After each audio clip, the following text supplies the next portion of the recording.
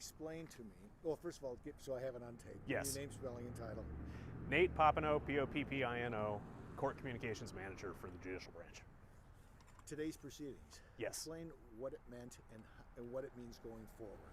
So this week, the court is holding a preliminary hearing. This is a step where the magistrate court will hear evidence on whether there's probable cause to send the charges on to district court in a full trial. No jury selected for this case. This is not a jury step, no.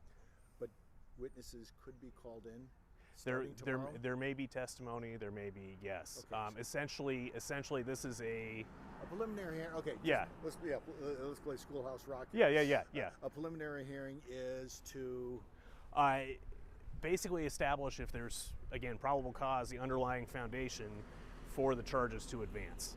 So, charges are filed. Case is set up before the magistrate judge here. This step essentially confirms whether there's enough to the charges to send the case on to the district level, and that there's no date. Which is where the trial would happen. Right, and the trial date will come after this.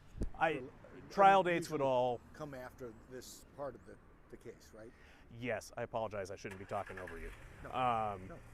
Yeah. So if the judge finds probable cause, send the charges on. We have the two tiers of the two types of trial courts: magistrate and district. All criminal cases start in the magistrate level.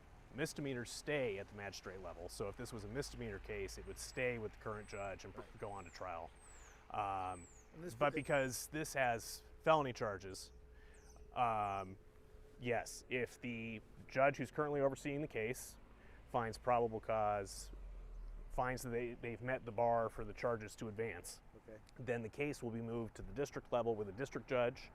There will be an arraignment with that district judge, where the defendant would get a chance to enter a plea if they wish, and things get initially set up at the district level, and then from there they'd move on to trial setting and other pretrial things. The timeline of the prelim could be anything from a day to a week. They've set aside 4 days for this one. I don't know if it's going to take all 4 days. Perfect. That's all I need. Great. I just had one quick question. So this is about the prosecution laying out, Judge, we do have enough evidence here. Exactly. What is the defense's role in this case then? Are they going to try and say, no, that doesn't count as evidence, and fight each of it? Or it's just, Judge, they don't have enough evidence? They would have the ability to rebut and to argue against, yes. Yeah, that's why I asked. I said it's not common, but it's not unusual for, after a preliminary, the judge says, you don't have a case here.